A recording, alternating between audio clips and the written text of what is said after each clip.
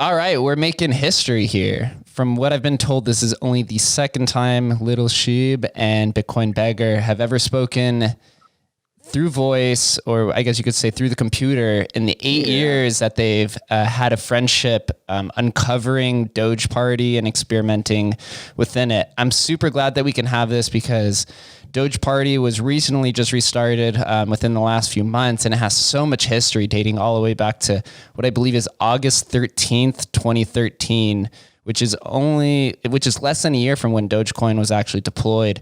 And there's not a lot of information out there. There's a few articles, a few Medium posts, a few tweets, and a few public posts and some Discords. But the stories within the historical space is what ascribes a lot of value to these assets. So we get to fill in some of those pieces and share some stories of the past. So thank both of you gentlemen for joining me.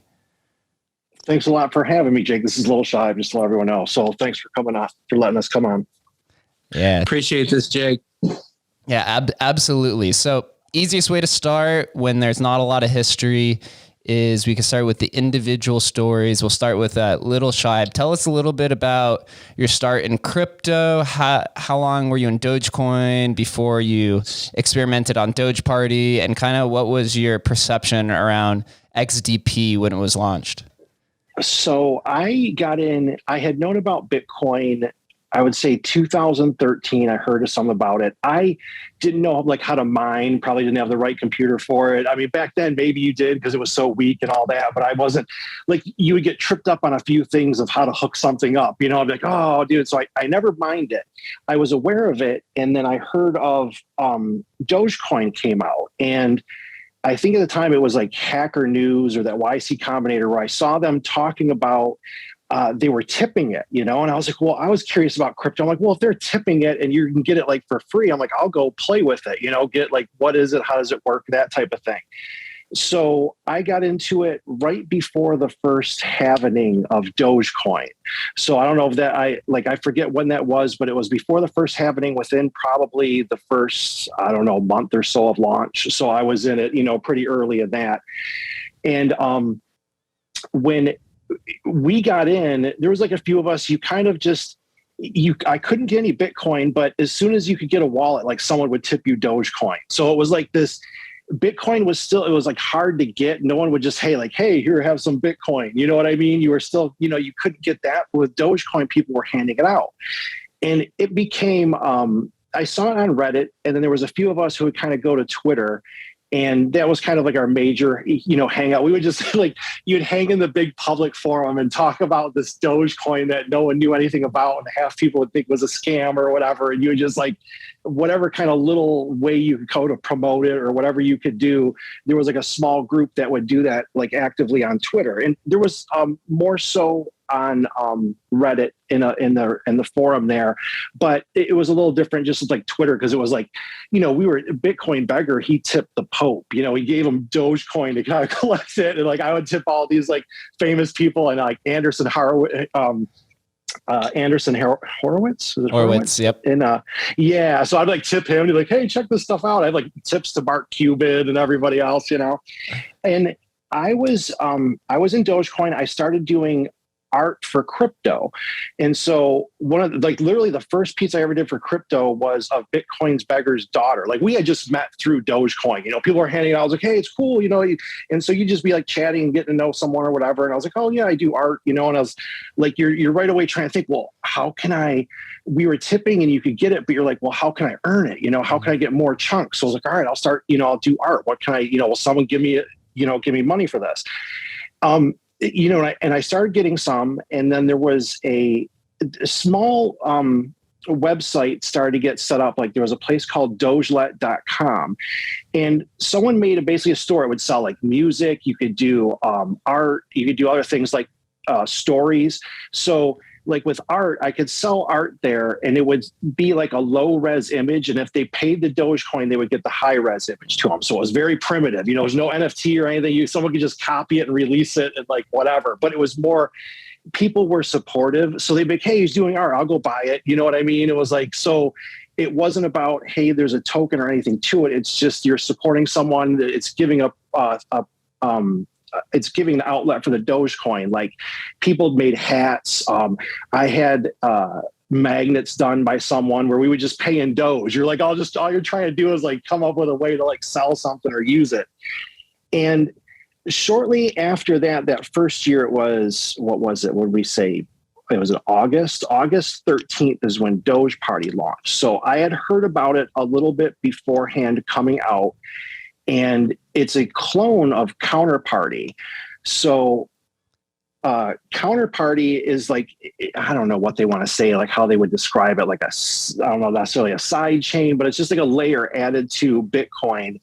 And a layer, it's the same thing, but it's ported over to Dogecoin. So it works exactly, I wouldn't say exactly, but close to how Counterparty does with rare Pepes and stuff like that. Mm-hmm.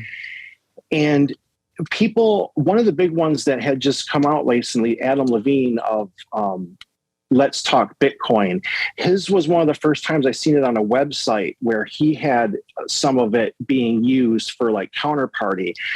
And I started seeing that, and I was already doing the work, doing artwork. I did some artwork for like when Josh Wise became the NASCAR driver, he actually commissioned me for a piece of artwork. That's what's actually on the Dogecar NFT right now, is that same artwork from back in the day. I put it on the Dogecar coin that I minted. So that's how I kind of got exposed to it in there. And then as soon as I was seeing it, like, it being tipped and the crypto was out there and you could make your own tokens, and I was already making kind of like trading card art for crypto, and you're just trying to come up with a way to tie all that together. Yeah. And that was kind of like, that was my start, into it. Yeah. It looks like here, I just went on to, for those who are listening, I just went on to the Dogeparty X chain, and it looks like the first token was minted August 13th, 2014 at 1456 GMT, and LittleShibe's first token was minted August 13th, 2014 at 1609. So about an hour and a half afterwards. And so with that, what was funny is I knew I would be basically racing people who knew it. So I didn't know any of the devs, didn't really know anything. So I was waiting at the computer for it to go live. So you can see tweets with me because I'm like, okay, it's going to be a name squatting thing. I want to get mine. I want to get some other ones because I got Dogecoin on this, which to me, like, some won't look at it that way, but like for me, I'm like, that's my holy grail. I'm like, dude, I got the Dogecoin name token on Dogecoin, like that was my stock. I was like, yes, I got it, So, but what was funny about that one is for some reason, I did my name first. And if you're thinking of like, if you're doing a name race, like why wouldn't you go with Dogecoin? Because I'm sure that's way more popular than LittleShibe, who used to get like 2 likes on tweets, Yeah. But I still did my name first. Yep, here it is. Yeah. It looks like, do you hold the majority of these? Is this your wallet at the top? Yes. So I've sold some, and I made 1 million of them at the time, right? So that was the first token I made, and I'm like, okay, well, you don't fully know how you're going to use it, and it was going to be for an art project. So I minted it, and if you look at the very first issuance, if you click on that issuance, you will see. So click on the first one, the one at the bottom. Yep. Click on the token, I think. Okay. Yeah. And so you'll see like the two are close together because when I first made it, it said, oh wait, that says to be used for future art projects. But the words right before it were slightly different because you'll see right there, I changed them because I made it. And I right away started giving them out. I think I started dispersing some within like 56 minutes of making it, right? So I made it. I got 4 of them. Yeah. I made it. I'm a so I had 1 million. I had 1 million, but I wanted to disperse them well. I'm like, I know I don't want to give away big chunks because some of them I was just like flippant with because even then I knew if you like busted up a distribution bad, you wouldn't really be able to do much with it. So I usually only gave them out in sets of 2. And I think I only gave like 60 out, and I spread them out to like people who are on Twitter and like who would comment like on Reddit and stuff like that. And then, there's a long story short about like, it had problems with the wallets and stuff like that, where it just kind of, lost enthusiasm for it. But yeah, that was my first token. So before we get to BitcoinBegger, how long did it take you to realize that you could start minting images inside of these tokens? I didn't even, so at first I never even you saw some other people doing some stuff. For me, I got the name and I was figuring how was I going to use it. Like, I didn't really care about attaching an image in a way, because to me it was like, okay, are you trading for something? Are you like, how is it going to work in an economy, like, type of sense? Like, what are you going to do with it? I had already done art for like trading cards in the real world, so I wasn't like really trying to imitate that. I was trying to like, hey, what could you build with that to take this type of thing to the next level? So it was more about, I would make the notes in it as far as how I wanted to use it, like some of them. And what's funny is, getting back to all this way now, I'm basically taking the same idea I had then and just like going with it, because now that it's active, I'm like, oh, I get my chance to finally use these after all these years, because back then no one cared about your little token. They didn't even care about Dogecoin, let alone your token, you know? And so I was like, hey, I can make this world and be kind of like Dungeons and Dragons based, or I'll do something, you know, let people vote on things, and I'll like build out the trading card world. And it just never got to fruition at the time because there was no market for it. Yeah, absolutely. So I have up on the screen right now Dogeworld 2014, and there's a few things that looks like that you've minted, but we'll come back to it because I want to hear BitcoinBegger's story of similar idea, intro into crypto, intro into Dogecoin, and then coming across Counterparty. Yes, sir. So first off, as you're scrolling through his website there, is that not good? Like, some of that art is off the chain, them castles and stuff. So excited for that. So I guess for me, my story is like so much different than his. I was a gold bug. I would battle with Bitcoin people, you know, over what are you guys talking about? I mean, you literally can't use it for anything. And I lost the battle. You know, it was explained to me in a way that I understood it. And so I created my account, and my thought was, the whole at BitcoinBegger, is that I see people on the highway begging for money. Why can't I do that online for Bitcoin? So I was making memes with my QR, like of homeless people, and put my QR on there, and I would beg for Bitcoin, man. And it lasted like 3 hours before the Bitcoin people destroyed me. Like I had my account suspended. It was a rough time. And I'm like, wow, this is a lot different than what I was expecting. And so part of it was me just wanting to use it to learn, you know, what exactly was happening. And, you know, like LittleShibe said, it was tough back then to get your hands on anything. So I actually started using things like, and I don't know if you guys remember these, but like I was using faucets. And God, yeah. Yeah. And also there were surveys you could do back then, and they would give you, I'm not kidding, man, and they would give you Bitcoin. And I totally wish I knew the amounts I was getting back then, because, you know, today's money was probably hundreds of thousands of dollars in faucets. But in any event, I found, you know, Dogecoin dropped, and I found it 2 days after it dropped. And I started interacting with that community and realized that those were my people, that they were altruistic, that they wanted to help. There was a large percentage of them that were trustworthy. And I began to help.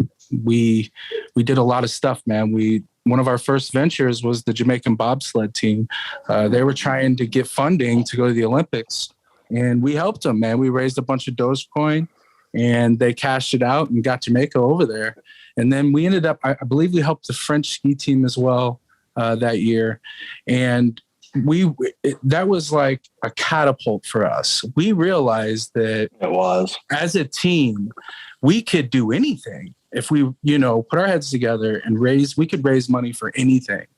And it just kind of blossomed as a group. We would move as a group, as one, and we would find people that needed help, whether it be homeless people or we dug wells in Africa.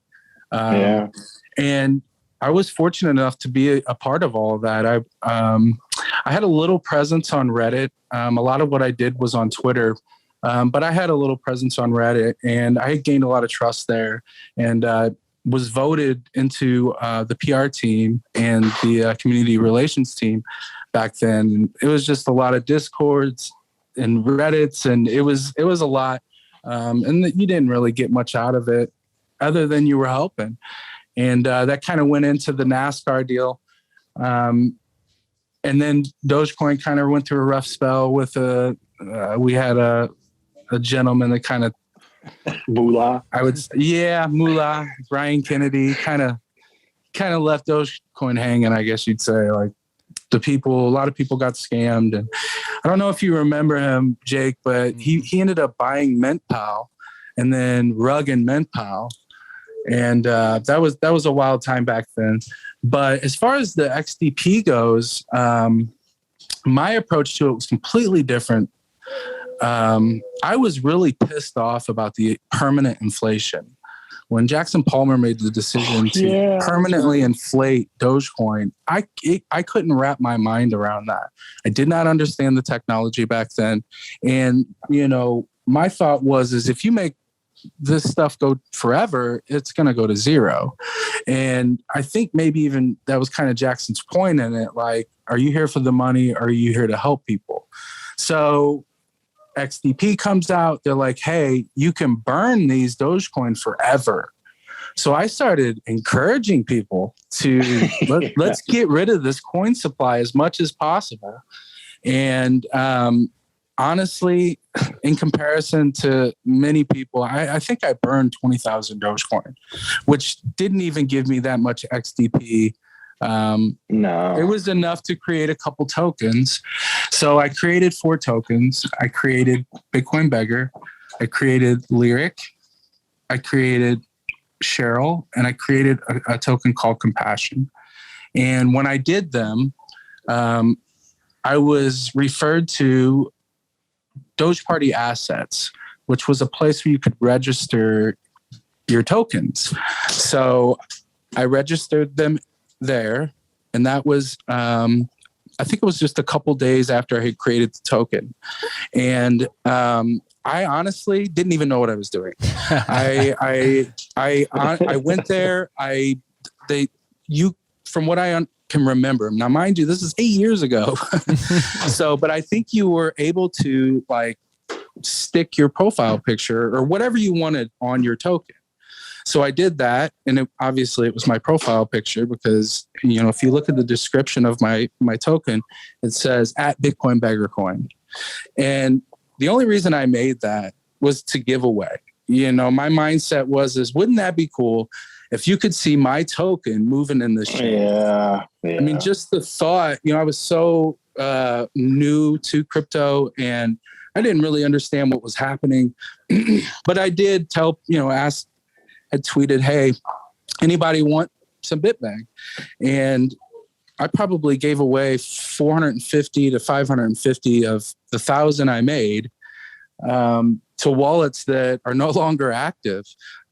There's only 2 wallets that I gave to, and I was giving them in 50 increments.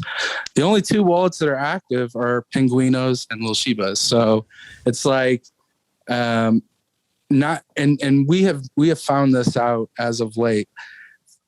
Just because those tokens are sitting out there in dead wallets doesn't mean they can't come back to life. Yep. If somebody finds their password, all of this stuff that's been distributed, and we've literally seen this happen in the dispensers where people have no idea what they're doing.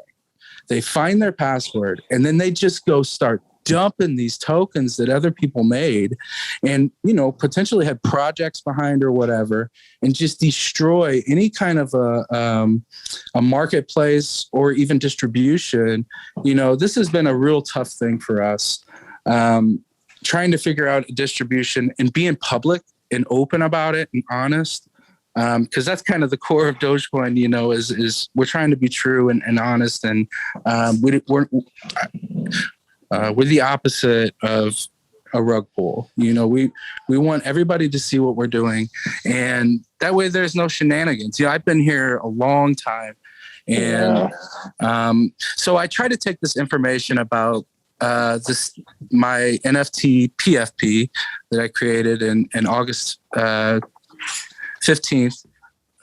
It's 2014. Am I right? Yep. August 15th, 2014. Yep. Okay. So I took this to, actually I was encouraged in DMs to take this information to this archaeologist Discord or whatever. I take it in there and they're like, we want proof. So at this point in time, I'm waiting to be able to prove that I had stuck that on there then. Dogeparty assets folded in March 2015 and they sold everything to CoinDaddy. Well, the Dogeparty wallet folded for years. And when it fired back up, like, I don't know, it was like maybe 5 months ago or so. Yeah. Everything was still there. Like all of our stuff was still there. And, I had lost my password, but I was watching LittleShibe just tear it up. He found all these tokens and he's tagging his art on there and people were just eating it up. And I had lost my password. So it took me a couple weeks to find it. But in any event, so I reached out to CoinDaddy and I'm like, hey guys, is there any way I can prove that, I put this on there when I put it on there? And their response is that CoinDaddy's getting ready in the coming weeks. This is about a week ago. They said in the coming weeks that they will be adding XDP Dogeparty assets to CoinDaddy. So when they do that, I'm hoping that I'll be able to prove, that I tucked BitBeg on there when I did it. Now, mind you, it's not an NFT like Jollyroger. So Jollyroger was able to tuck that, what you see there, he tucked that in his description. And he did that, you see the date. Mm-hmm. So he's actually probably the first actual NFT on Dogeparty. But I believe that I am the first one of the first JSONs. I don't think I'm the first. I think even the LBTC? I'm not sure if that's a JSON one. Yeah, I think that's a JSON. On this JP Jansen timeline right here, it says the first JSON is Dogetunes. Okay, so I'll have to. So they didn't do it that way. 13. Yeah. Okay, so yeah, that actually beats me. Mine was 8:15. I think it's funny. I'm sitting here listening to my friend say, 2 days before I created the token, that he's sitting there waiting for this to open. He can't wait. He's going to mint all this stuff. And I'm wondering, what was I doing for 2 days? I mean, I know he was tweeting all this, I actually remember he's saying this stuff and I'm remembering him saying, I'm going to tokenize this, that, and the other. And I guess just at the time, I really didn't get it. I think it was just above me. Honestly, if you think about it, this was before Ethereum. This was a year before Ethereum. Yeah. So nobody really even had the mindset of tokenizing or any of that. NFTs, none of that was even thought of before. So as two people who were early into the community, I mean, some of the first ones, were you or the community aware of what was happening on Counterparty? And were you vaguely?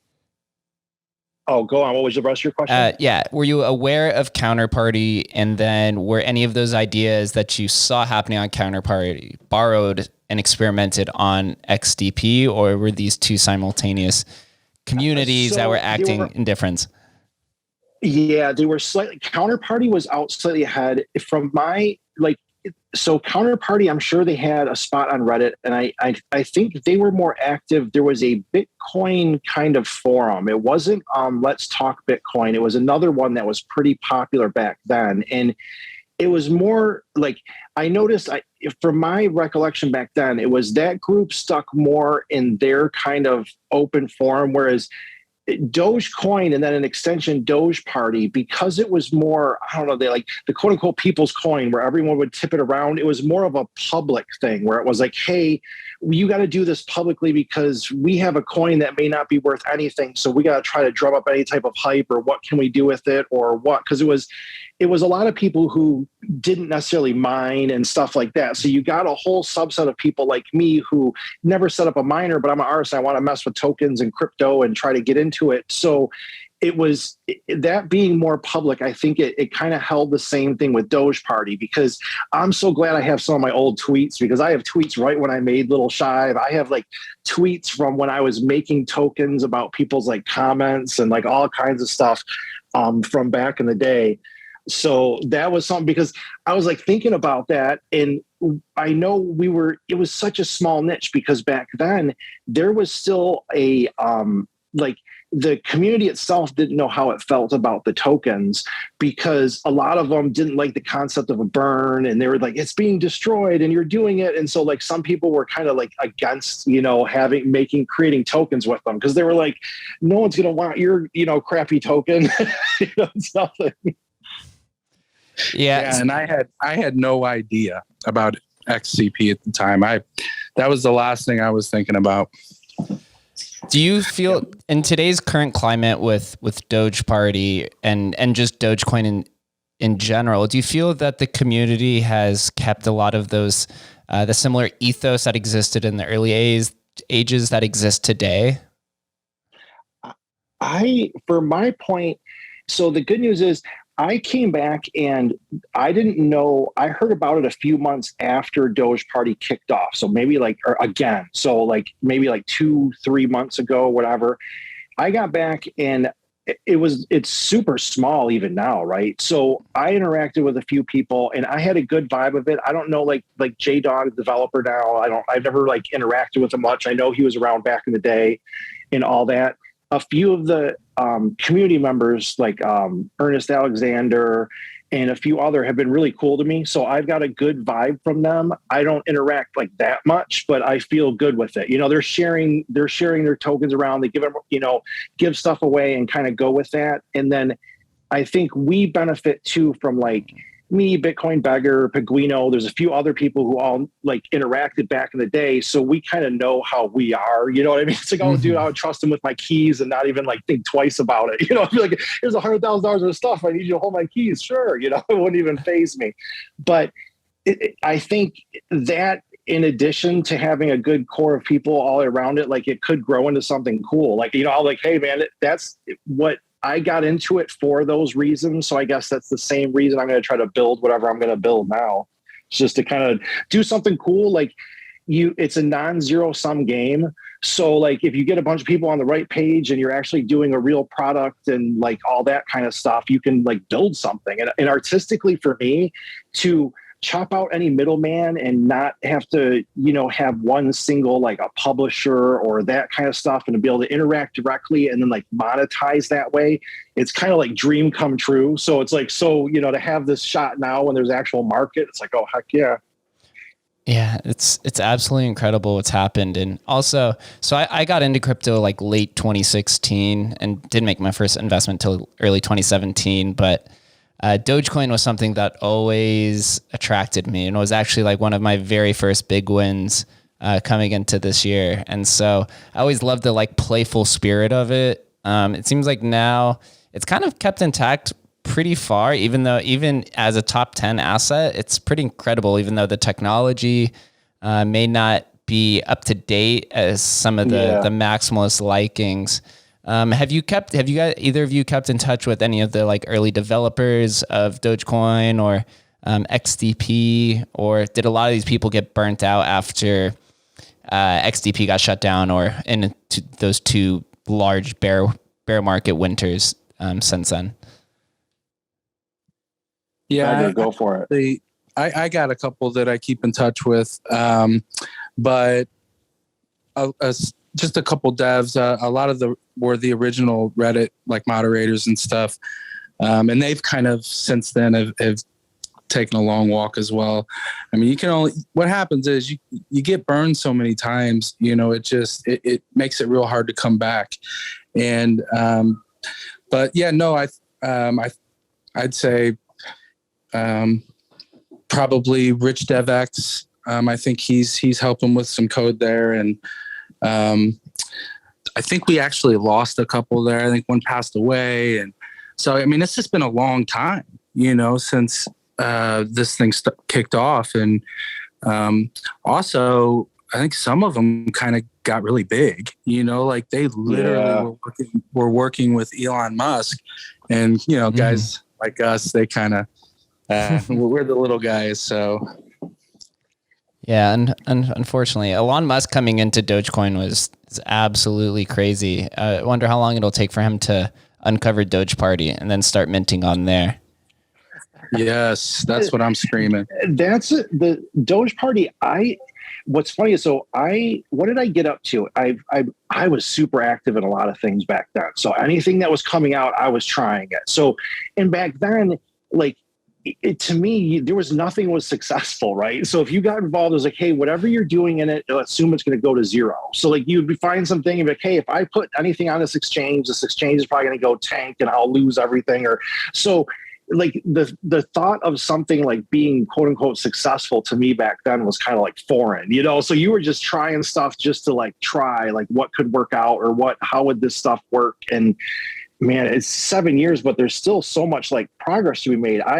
I got it to Ethereum, and the most I used it for was at a time, I don't know, it was like 2015 or 16. There was a thing called Ethereum coming out, and you could mint these characters. And I just remember the gas price spiking during that day, like up to $50. I'm like, dude, I'm already spending like over 100 or something to mint something that's probably going to fall apart. And then I got to pay $50 in gas, to do it. And it seems so expensive. And then I already had the experience of Dogeparty where you're like, oh, I can send a whole bunch of tokens for one Dogecoin. You know what I mean? So I'm like, why am I going to want to spend $50 for one thing when I already like had Dogeparty where I was like sending out tokens for, a Dogecoin.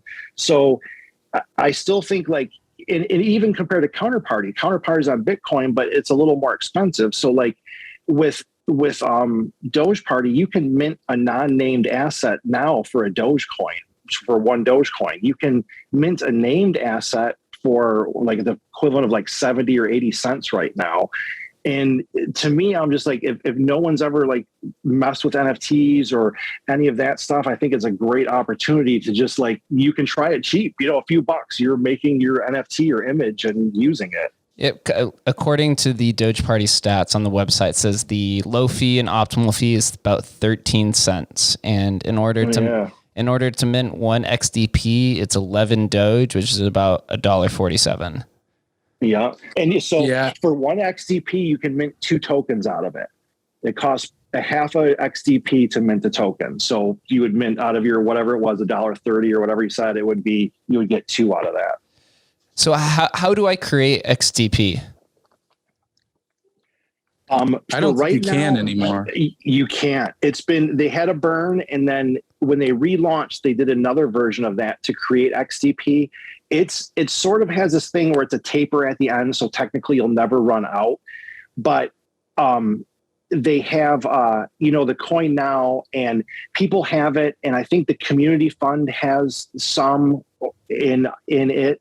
And I don't think a lot. So there's the old XDP that was out from the original mint, plus they redid it now so people can get some. So there's quite a bit out there. So, price will probably stay relatively good for a while. Yeah, I do believe so. Remember somewhere right here, Dogeparty Foundation. There's a foundation that was created recently. I don't see any of your names on here, but it looks like Theo Goodman is chairing it. Were you a part of this election or the foundation, or did you guys decide to opt out of it? I just came towards the end as they were just starting to elect it. And there's some good ones like Dogfather. I don't know how, Dogfather. I've interacted with him like a few times. Like most of those people have been like, I saw their process to kind of get elected to the board and all that. And I'm not one who, I don't kind of get into that. Like I'll focus on my stuff and let me do is like, hey, I've seen all that stuff, how it plays out and everything. And now at least there's more experience in the crypto space, like compared to like 2014, like there was really absolutely no playbook, but now it's more advanced. So some things actually do manage to stick around and have value. They'll talk about rug pulls. I'm like, dude, back then everything was a rug pull. It wasn't even intentional. It was like it fell apart. There was like no such thing as success. So I come to this place. I'm like, wait, you mean some of these things survive now? Okay, here. I found this on the website for the burn period. So it says the Dogeparty burn period will begin on October 1st, 2021 and run for approximately 60 days. Concluding on December 1st, 2021. During the burn period, users will be able to burn Doge at a ratio of 10-1, where burning 10 Doge will get you at least 1 XDP. There is also a 50% burn bonus will be awarded to people who burn earlier. The bonus gets a little lower with each block that passes, and then by the end, the ratio will be exactly 10-1. So there was some sort of like bonding curve towards the end of it. Yeah. Wow. And, and that was the recent burn, and so there was the existing XTP plus this new one. So there's a fair amount out there, and I think they're working on getting on like an exchange, and stuff like that. But for the most part right now, you can go and get them on the dispensers on Dogeparty.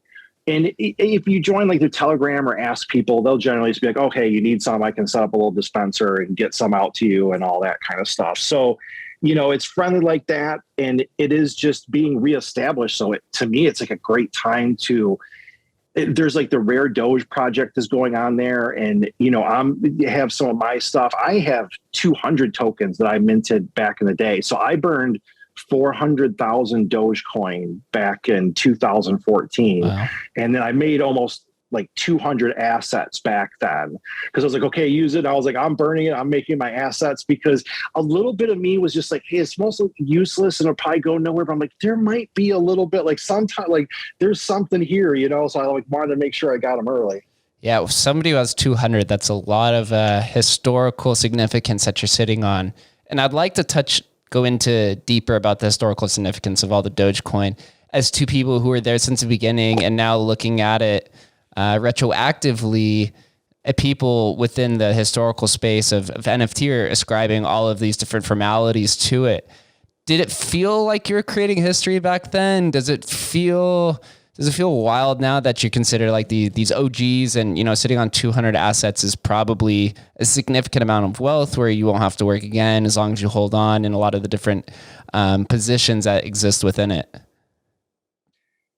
For me, so there was a small part of me that knew you were doing something quote unquote first or early, but it was like, well, what, you already could see back then the lack of like interest. So you just did it because you wanted to do it. You're like, hey, this is cool. And, there's something here and you're just trying to like build it out and see how it would work in that environment. And to come back now, when I heard about it, it was kind of a fluke that I even checked an old email to find a message that, hey, people were looking for you for your tokens or whatever. I'm like, what? I like, you forgot like kind of all about it, and then to get them back. And I had seen the space evolve, obviously, but because the tokens they're not missing, they're just sitting there, but the wallets were inactive and stuff like that. You're not thinking about it. And then when you just get them back like that, and for me too, it was reaching back out to like BitcoinBegger and then going through the old tweets and like old Reddit posts. And oh my gosh, I was tweeting about that. Like I have Moondeed and it has like, and it says right on Moondeed, like to be redeemed for land on the moon. And then you see in my tweets, I was making it like someone's like, hey, I want Moondeed. And it was in a tweet. And I'm like, no, you can't have Moondeed because I'm working on an art project. Well, you'll redeem it for land on the moon. And so you were going to like, that was going to be my little art project where you basically make like an isometric map of like the moon and then you colonize it. Cause that was the whole thing with Dogecoin to the moon. You know what I mean? So it was like bring that meme to life. And I had done like the hero card illustrations and stuff for Josh Wise and trading cards. So in my mind, I always kind of wanted to do like the community-based trading cards. I'm like, hey, these people who were in the community are like the not heroes, but you know what I mean? They're the people who are helping build and like try things. So that was kind of my take on it. How about you, BitcoinBegger? Did it feel like you're a part of history back then? And then how does it feel now looking 8 years into the past? Absolutely not. No, I had no idea what we were doing back then. I felt like we were screaming into the void. It feels a lot similar to now. I feel like, there's not a lot of people listening to us. Yeah, although there are now some people listening, because I'm going to pull up from Emblem Vault. There's a Jollyroger. There's few that are sold for about 2 ETH or 2.5. And some of these are starting to get attention, but I know that's crazy that they're even on there to me. Like to see them up there is amazing to me. Yeah. And the historical space is just filled with debate around the semantics. And if you end up becoming first, you're disrupting all of their narratives. It's an ongoing battle where I don't think everyone will completely be satisfied. And I noticed some of that. And it's funny to me because that's the good news about kind of quote unquote being out of it for a while or the thing. I come back, I'm like, hey, I get it. And I could see, because you got money involved and people want to anchor to do all this. And I'm like, I just don't care. Like, I got my tokens back.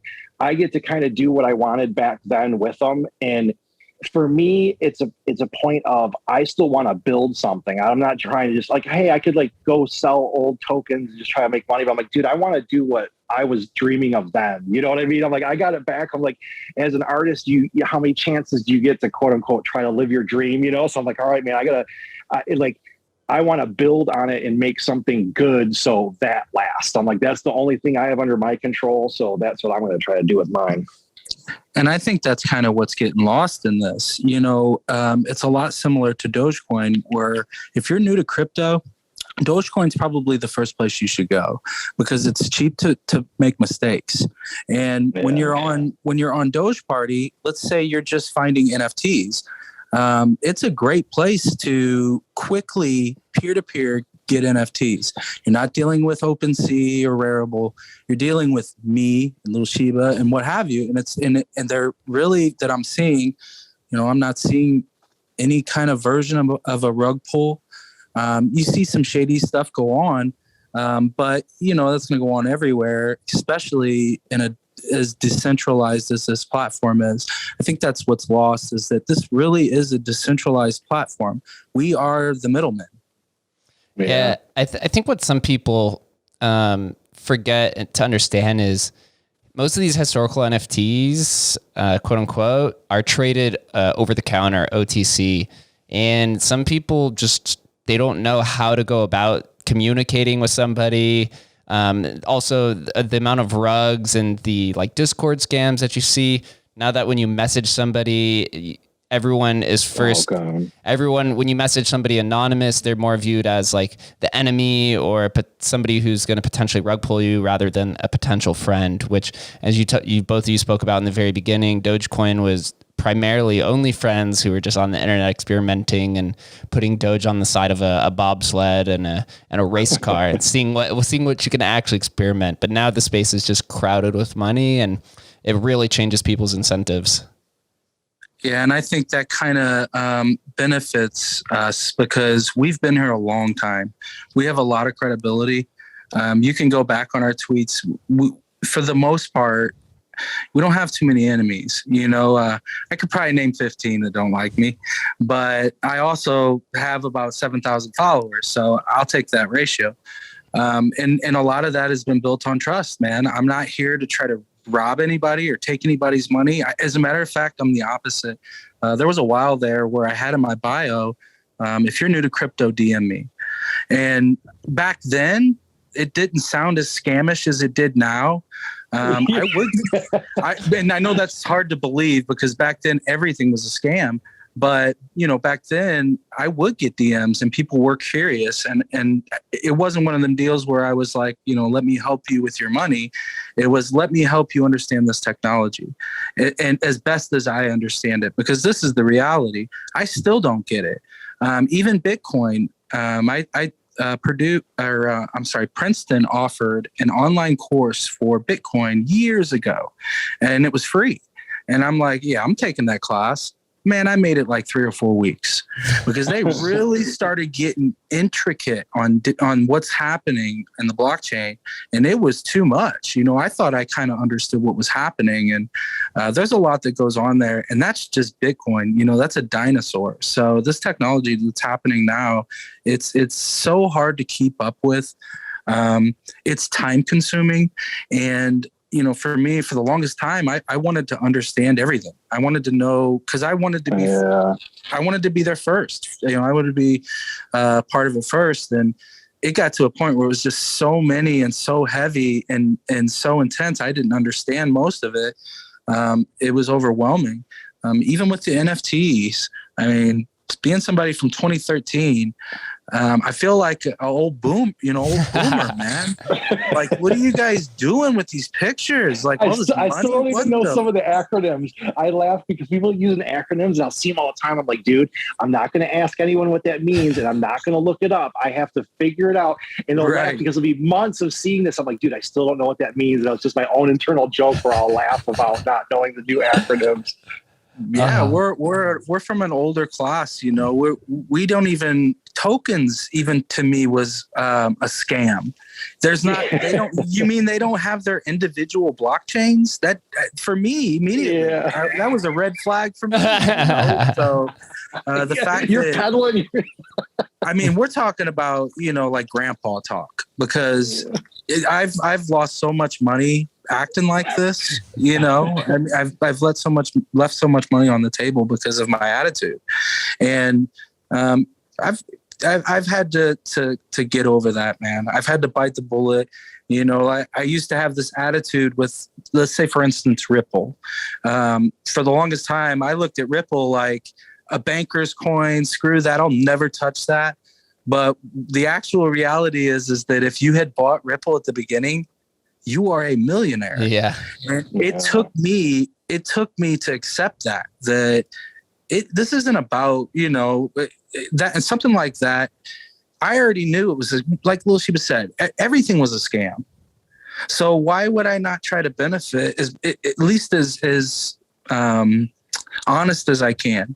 Me just buying, $5,000 in Ripple and then it going to the moon. That's about as honest that's no different than Dogecoin or Litecoin or whatever, So I've had to get over that. That was the old man in me that didn't like the idea of new technology. Stick with gold, darn it. Right. Which, doesn't even have a receipt, Yeah. So here we are. We're looking at this chart of all the historical first. Jollyroger's considered the first one that was minted on August 19th that had an image attached to it. For some people, that's very important. And this is diving into some of the information I could see. This is one of the big debates of what's considered the most valuable Doge token. A lot of people seem to say it's Jollyroger because the image was minted first, but now you see this is similar with Counterparty too, is that you can mint an image afterwards. So LittleShibe has done this, and it says on his website that he's minted a handful of images at a later date, I believe in 2021. Yeah. For both of you, does this matter at all? Do you understand the significance of it, or is it just more a part of just getting the message out there and trying to find different interests for different people who are finding their way to Dogeparty? For me, and like I see how that's it's like I said, it's an easy anchor point, right? So it's like, hey, this is a good marker. It has an image, so it stands out. So we feel safe investing money in that. So it makes sense to me. I'm like, okay, I can get how they're. And then my other thought though is like from an art market standpoint, NFTs are new, let alone the quote unquote historical NFT side of it is new. So to me, I'm like, this market that you see now and the people who control it and their thoughts, and not that anyone controls it, but who are like kind of like the thought leaders, that's all going to shift in 5 years time. Different things are going to pop up. Like people are going to have, like, they're going to desire something and it's going to spike a certain thing and others are going to fall down. And that whole market dynamic has to like play itself out. So from my thought, all I do is, hey, I'll get the information out there as far as what I was doing. And it's going to be like a slow growth thing. I have like a little Discord and I'll start putting more and more on the website as far as like what I was doing in like BitcoinBegger. And I think our little niche and the reason I like our stuff and like Pinguinos and that is that we were like that first group who was online putting it out there. They were like, what's your first NFT? My first NFT was, I gave out my LittleShibe tokens and there was no market for this stuff. So then I started offering 1,000 Dogecoin to buy them back. So I'd be on Twitter being like, hey, dude, I want to buy these back. Because in my mind, I'm like, well, I want to establish that these are worth and like someone will buy them back. So someone sold me 2 of them for $500 a piece. And I even have it in a tweet. And I think I can even see it coming back into my wallet for the 2 LittleShibes. And I was like, yes, dude, I got like you're buying your own tokens. So like looking back, like, what's your first NFT? I'm like, I bought mine back of all things. Because you're like trying to show that there's some market, that's just such a weird foreign concept now to look back on. And I just think in time, different little factors like that will start to like play out as far as like people's different collections and their thoughts and, that kind of thing. Yeah. And we're beginning to see this already. Looking at this historical graph, it shows that test on Counterparties created January 14th, 2014. The artwork was later added. Then you have Twitter eggs and blockheads on Namecoin was June 14th, 15th, 2015. And then what's this Formic coin? And then on Dogecoin, you have the LBTC August 14th, no artwork, Jollyroger August 14th. So all of this history is all within the, 8 months. So if we extend the timeline 5 years from now, a lot of people are just going to want anything from that narrative. We're just so early and so close to everything being rediscovered. We're all trying to hash out the semantics and the ideologies behind it. I love it. I love that stuff. It's fascinating to watch. And me, I'm like, hey, let the market will decide. Like that's part of the fascination is like everyone gets to have their input and like, do their whole thing. And people have been cool enough from the crypto space. I'm like, all right, things have changed or whatever, but I'm like, people are still like, they get it. You don't have to like try to tear someone else's project down to like, build yours up, like do what you want to do, Mm-hmm. Yeah, I would say there's a lot of room here, like you were talking about, does that matter? I would say there's room for all of it. I mean, I'm fairly new to NFTs, and it's one thing that I've noticed that there's something for everybody out there. And when it comes to this stuff, I think it would more be the idea of the historic behind it than it would be necessarily the mint dates and stuff, getting too technical, so like you were discussing, being able to add to the description and stuff after. If I'm not mistaken, wouldn't that show in the issuance there that you had done something? Yeah, I'm not sure how Doge works, but I know on Counterparty, not all of them show when the artwork was uploaded or at least afterwards, and then you could change it. I know there's some technicalities behind it, which I see debated, but I'm not a tech whiz. I try to just follow people's word and credibility, and that's kind of where everybody gets lost. Okay. Yeah. I was told too, I think on CoinDaddy is where you can do a lot of that with the JSON and stuff. So here's the thing. XDP do not have access to CoinDaddy right now. So there's no way I could add a JSON to my image or anything to my image without you guys seeing it in the issuance. I mean, as of right now, until I can prove this with CoinDaddy, I mean, that's my proof that I can't touch BitcoinBegger right now as far as, the JSON without everybody knowing. And so here I have this up of LittleShibe's Dogecar. And to me, I know you created the artwork after it, but Dogecar is such a historical and like iconical moment with Dogecoin. It doesn't matter when the art's created because it's Dogecar. So here's the thing. And so this is where later on it'll matter, and that's why I'm putting it together. So, okay, that artwork was actually created back then. So I even have it in a tweet. And like, to me, I don't, I put it out there so people have the information so they can make up themselves. Like the hard sell, I don't do that. Like to me, I'm like, I'm going to build stuff. I'm not worried about like whatever, but looking back on it now, it's cool. So like I have one creation called like Super Wise, which was Josh Wise, which that one got retweeted by like news channels and was in a news promo video back then. And I made the token after it. And this artwork that you're looking at right now, that was a commission from Josh Wise. I got to get a hold of him one day. Like I think I still even have his phone number on paper because we had talked about this, like doing it. So then I, did the artwork back then. had made the token after the stuff with Dogecar, because I was like, well, I want the Dogecar token to commemorate that time. I'm like, I even got Josh Wise's name. And if you look on Josh Wise, it says hold. Even the description back in whatever year it was, I put hold on it. And I tweeted him again. I'm like, okay, he probably doesn't know anything about NFTs and how they are. I'm like, I'll try to get a hold of him. I'm like, dude, you got an NFT with your name on it that we can figure out something with if you ever want. So, I got that one, and a lot of my stuff from back then was trying to, capture those, like, Dogecar. I have like the, Doge rocket and that kind of stuff for, some of those moments in the past. Yeah, it's such a fascinating place. So if I was somebody who's made it this far in the conversation and I want to know where I can purchase, all of the different tokens that exist on Dogeparty outside of Emblem Vault, which is on Ethereum, what would you suggest are like the best directories or best websites to learn more and purchase and get involved within the community? Beggar, you can go. So obviously just downloading the wallet itself and just going through the dispensers, they post them up there as they're being dropped. So you can literally go back to 2014 on them dispenser, or at least on the issuances. The dispensers didn't open till later. But I would say start in the wallet. And as you click on these NFTs, you're going to see where they literally have websites and stuff where they'll send you. So Doge Pixels, I believe, is one where I use my banner. I have the Vegeta whatever Doge. I bought that through them, and it was a 1-to-1, which was, or no, I'm sorry, it was 1 of 5. But there's no dispensers available for it right now. But in any event, like, you can go to their website, and their website will break down all of the stuff that they've created, and it'll send you back to the dispensers on the ones you choose.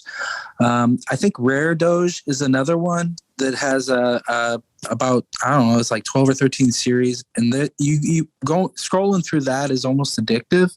It's the stuff that's on there is amazing, and the fact that you can click on it and you can look at the issuance and everything that's been involved with it, I find it really fascinating.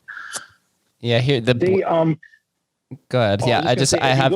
I have the just for those who are listening, I have the Doge wallet loaded, and there is currently 97 tokens that are listed in the wallet itself. Oh, that's cool. One thing, you can go to dogeparty.net, and they'll have a spot there where you can kind of read up more on it. And then I think the link is right there to, if you do getting started and wallets and stuff. So dogeparty.net is like a good starting spot for that.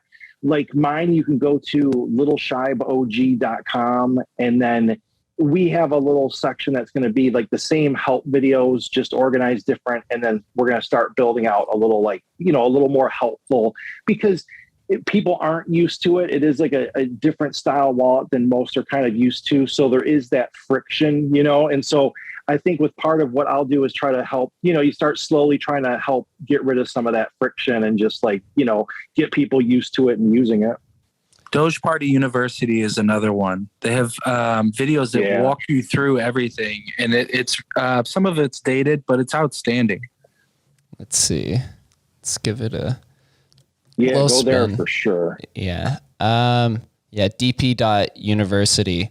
So, LittleShibe, tell me a little bit about this Dogeworld that's on your website. It looks like you were thinking about creating what's now considered a metaverse or even some sort of NFT game.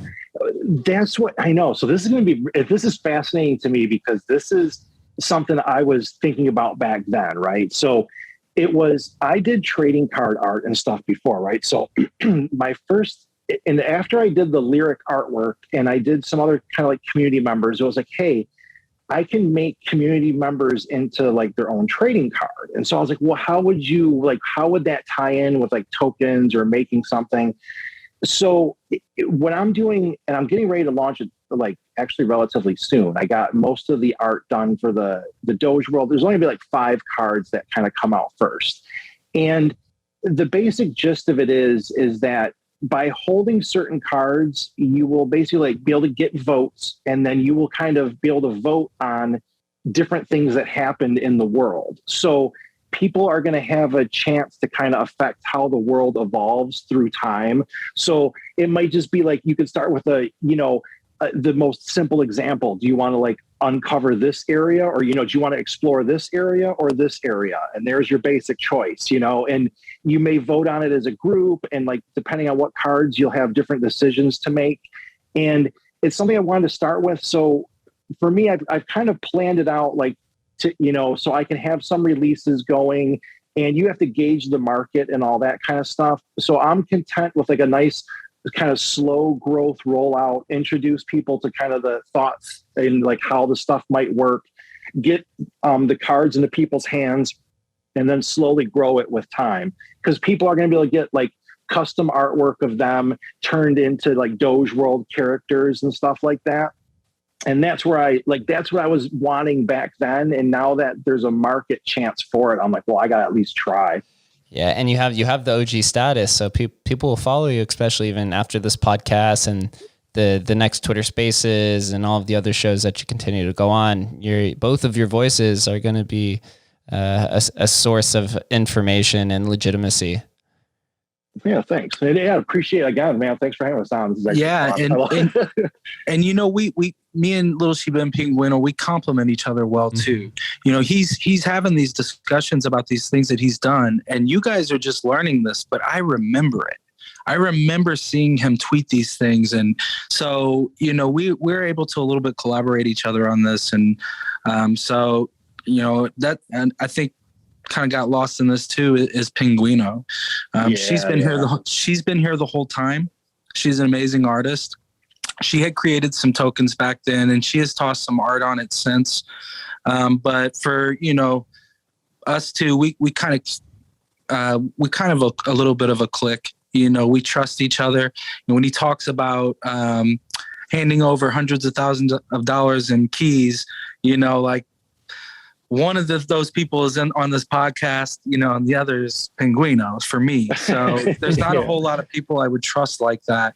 But so again, we kind of complement each other in that way. I can hear it through this conversation.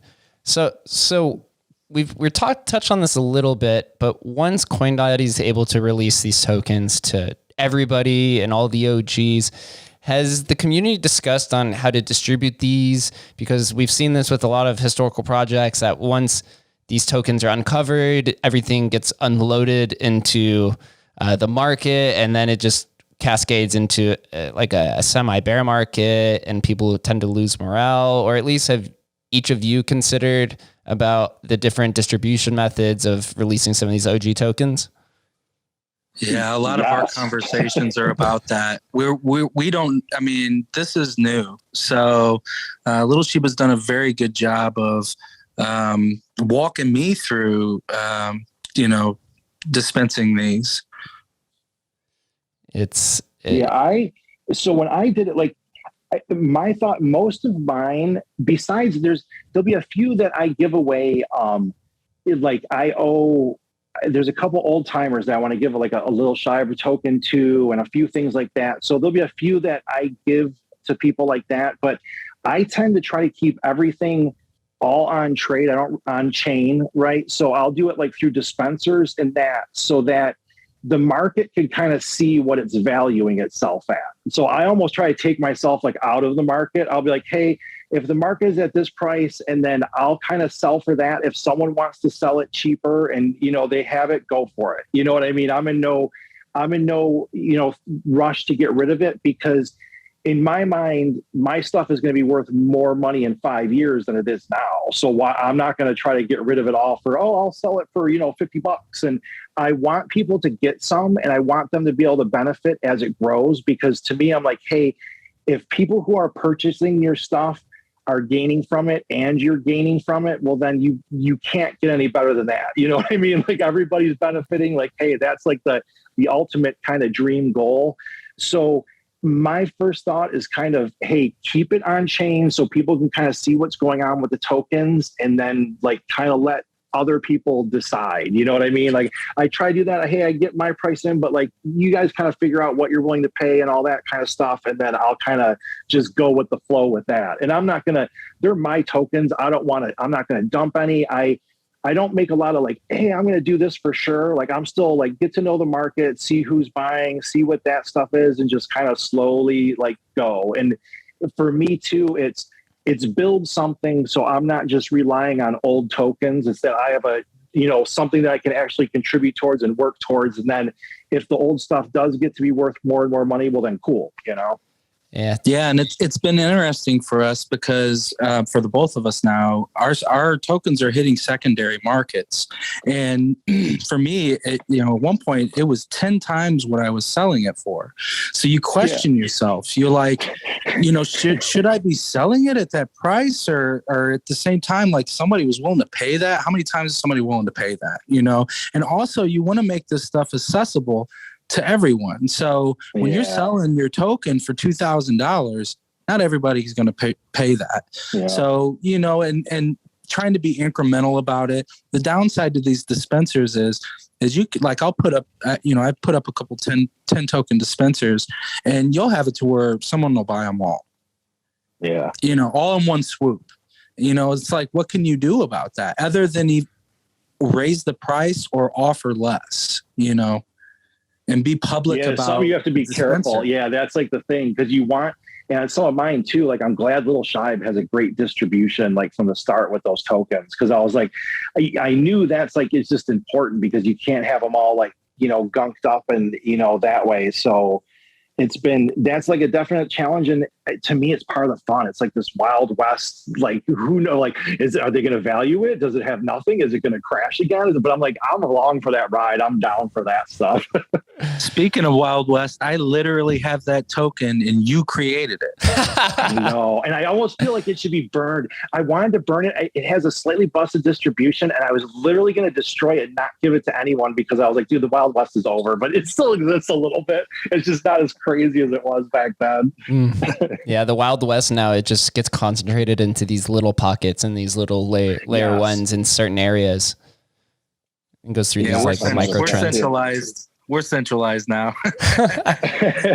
Well, as more awareness is spread around Dogeparty, you'll see more people coming into the ecosystem and developing different instruments. Like, for example, I know with Rare Pepes, there was a Pepe dispenser that was created where it was basically it was called Pepe Drops, and it was basically a Rare Pepe Dutch auction burning mechanism where if somebody had an OG holder had a large supply, they start the Dutch auction a certain price, and then once it reaches the bottom price, everything that's not sold is burned. And that's like kind of true market sentiment around around a token. So that's one mechanism that I've seen that's been at least pretty effective for OG holders, but I'm sure more will circulate. No, yeah, good to know, because I keep an eye out for stuff, because I have enough, and I'm like, you got to try a few things to kind of, fit the mood, what works, how do other people think, not just you and stuff like that. Yeah, because we're definitely learning, man. I mean, we've even learned that we can,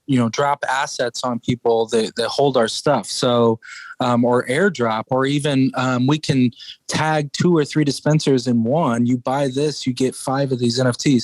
So we're kind of learning this as it's going. So when I hear something like that, that's encouraging, man, because that means that, we're just playing. These guys know what they're doing. Yeah, it's taken a little bit of time, and the Rare Pepe community is much, much larger. Although it was cool to see the Rare Reject Dogeparty project. So that's kind of playing. Some good ones in that. The Rare Doge project, man, that it keeps getting like cooler and cooler cards. And I'm always like, my wallet's all like in quarantine on its own little thing. So, and then I have to log in, and I kind of go on like a little mini buying spree. Like, okay, go get a bunch of stuff right now while I'm on my wallet and do all that. And then, so that's the other thing is I'm like, that's what excites me is I'm like, I put a diversion. I'm like, dude, there's some kid who's probably like in high school or something who can start messing with this for a few bucks, and who knows what you have 10 years from now. You might be laughing at everyone like, dude, I started making these dumb memes in 2022, and now I'm retired at the age of 25 or whatever, and And it's not that I'm not even the type of person who thinks about like getting rich. I think of, hey, could you actually make money with it? Like if you're in ours, like, can you actually just make some money to like work and do that? You know, not about getting rich. It's just about, you know, like kind of living that artistic dream of like monetizing, you know? So I look at that, and it's cool that it comes back, because it was so out of the blue to me that you get that whole little charge up of excitement again. Like, oh, wow, these are back and they're in an environment where they're actually wanted. You know, my LittleShibe tokens, I have 1 million of them right now. I was selling them for, it would be the equivalent of like $1,000. Like I sold some for the equivalent of $1,000, even though I have 1 million of them. And like, I didn't even declare what I was doing yet. I'm like, hey, you're taking these on faith. I'm like, they're not locked. There's 1 million of them. I'm like, I'm holding like the distribution of the ones that went out were good, but I like put them for that price. Cause I'm like, dude, for just me personally, if I look at the value they went up in 7 years, I'll wait another 7. Like I'm content, you know what I mean? I'm like, I'll ride this out and let the whole thing like play out, like, cause it's just wild to me. Yeah. Well, and also once they purchase these things, like I've had people that have purchased BitBeg DM me and say, okay, now you need to lock the supply, you know? And it's like, wait a minute, you know, this is mine and I'm going to do what I will. But, you know, for them, they've invested. So yeah, you know, they have their own personal expectations. That was the one thing where you start, it's real people's money, right? So you're like, okay, this is someone who's putting money in. Like when it got up to that price, I'm like, okay, this, you know, someone's putting a real $1,000. Like to me, I'm like, hey man, that's like dual, you know, that's someone's investment. You know, I'm like, you got to kind of like treat that with respect. But I see it the same way as like, you do freelance art long enough, you have your customers, you have your rep, you got to like do it. And I'm comfortable with that, because I'm like, I have tweets from back in the day. I'm like, in crypto, like your reputation is the most valuable thing. Like if you're trusted, you could just go do stuff and people will do it because they trust you. You know, you built a rep up. And so I have to go through that process. That's probably why I have the benefit of I have a past history, but you still got to do it on chain with your sales. And just that's why I kind of keep it all on there. So at least people can kind of see what was the price history or what were they doing? Well, you can kind of look in all the dispensers I set up and see what I'm selling for. I'm not like doing back deals where like, hey, trade me this for that, and I'll try to buy my own token or any of that. I don't even like people I know like they buy their tokens back to inflate the price. I'm like, I don't even care about that, because I want to see what the market says it's worth. If I know what the market says it's worth, then I can adjust around that. Like I don't need to be like, oh, I'm selling for $1 million. Like, dude, all that's down the line, you know? Right. And also too, because it's on chain. So everything so far I've done has been through dispensers. So if I were to do some OTC deals, nobody knows if I gave them away for free or if they paid $1 million for them. So, but the automatic mindset is going to be that I gave it away for free. So what does that do to the value of their purchase? Yeah, that's what comes into what we were discussing earlier of the ethos and the kind of morale of crypto. When Dogeparty was created, everyone was very friendly and happy. And now it's moved into like, now you just accuse first and everyone's a scammer and a briber first and getting the money. Yeah, exactly. So as two people that exist as an OG within Dogeparty, you're kind of like in this intersection of very large and emerging technologies and communities with Dogecoin being one of the largest communities in crypto and potentially on the internet as the Doge meme just inflates and becomes more popular. You're in the historical NFC space and then the overall NFT space, which is like the hottest thing on the planet right now. Even grandma's talking about it. Which community do you feel more attached to? Are you leaning any way, or are you kind of just riding it out and seeing what happens?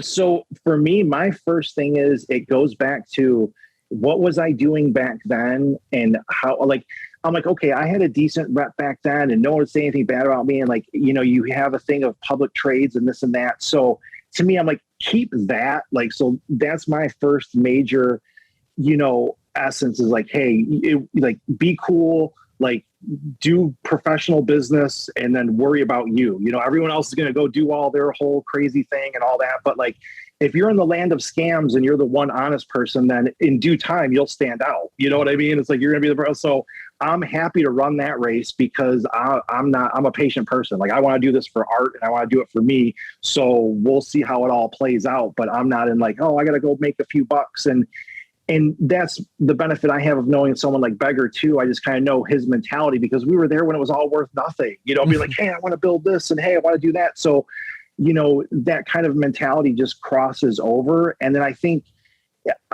like I said, there is that essence of people in the NFT space do see it as these can grow. Like there's a lot more money that can come into the space. There's a lot more innovation that can grow. There's a lot more of that.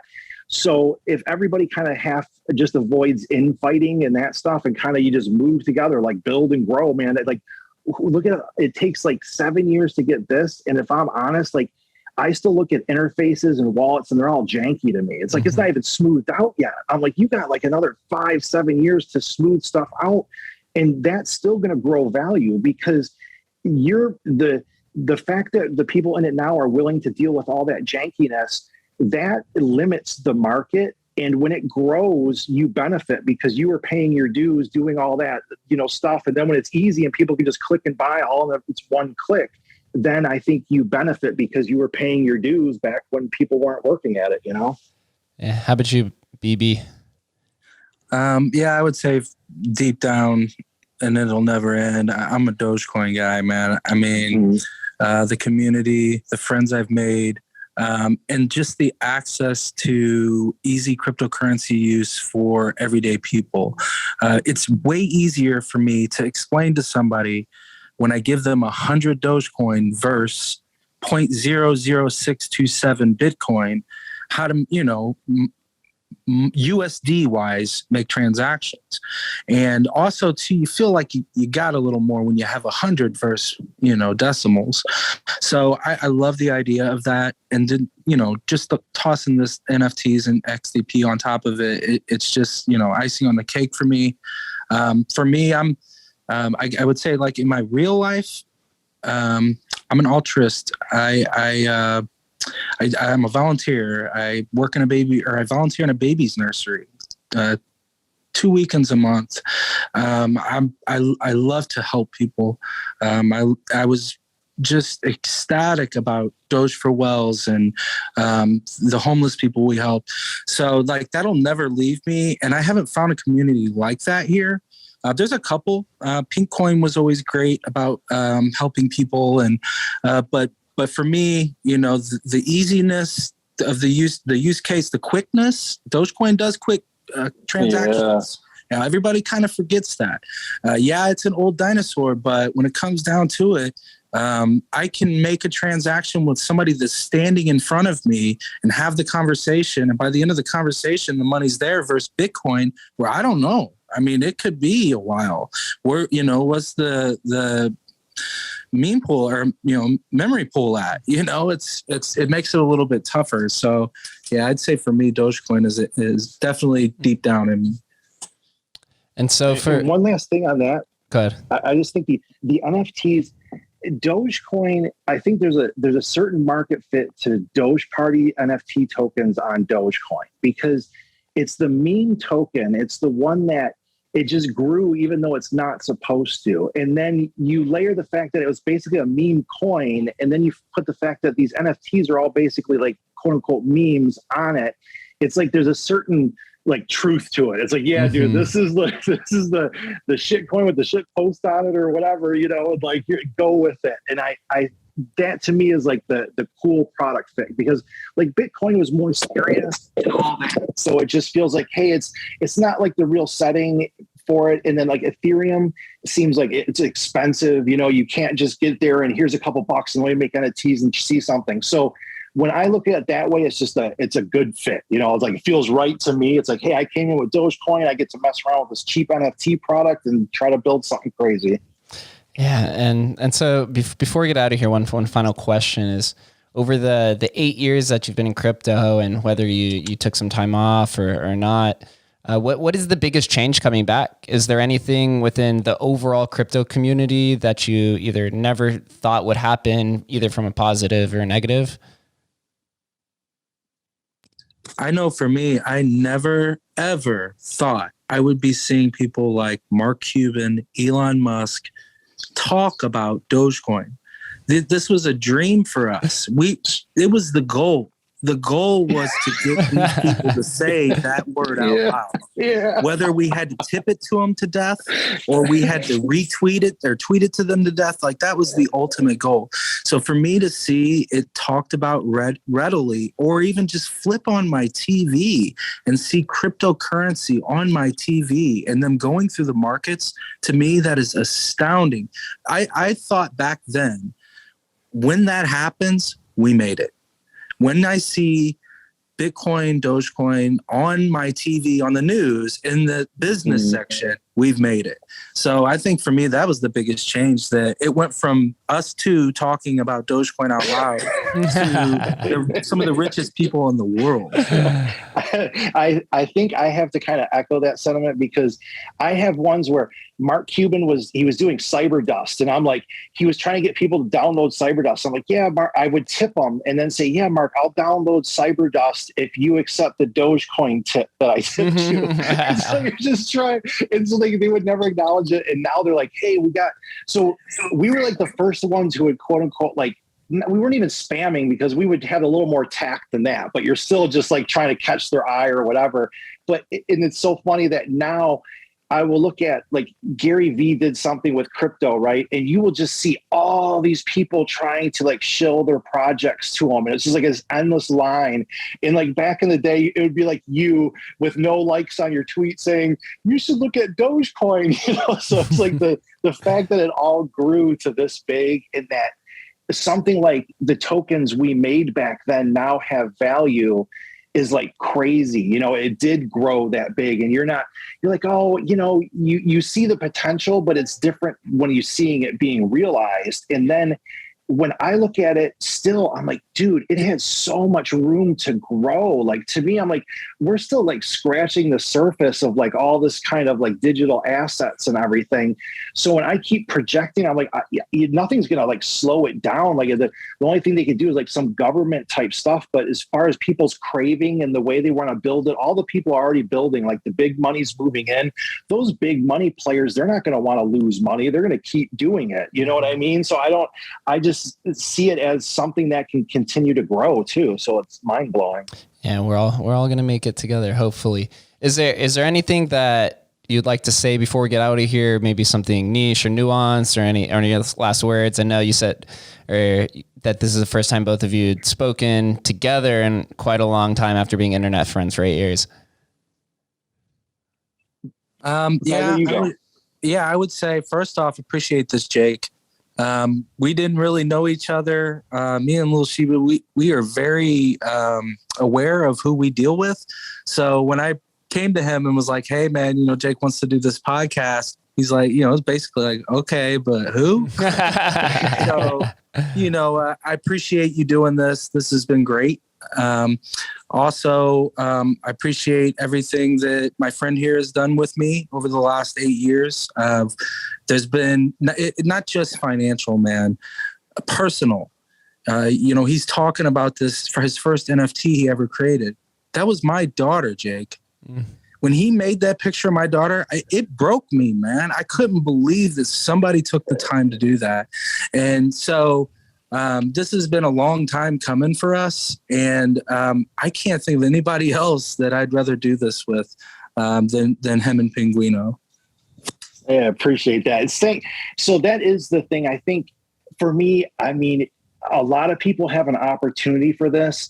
And I think if just normal everyday people can benefit, and then like, especially like if I can benefit at the same time and you keep that going, like that's just the dream. You know what I mean? So like whatever little things we can do to kind of help each other and just like move the space along, I think that's kind of what I want to do. I don't get, for me personally, I don't like drama, all that, like you're getting older, man. I don't have time for any negative, like focus on what am I building? I'm like, I don't know what everyone's like bickering about. I'm going to be building my thing. And like, I'm going to be trying to be cool to people. So I appreciate you having us on.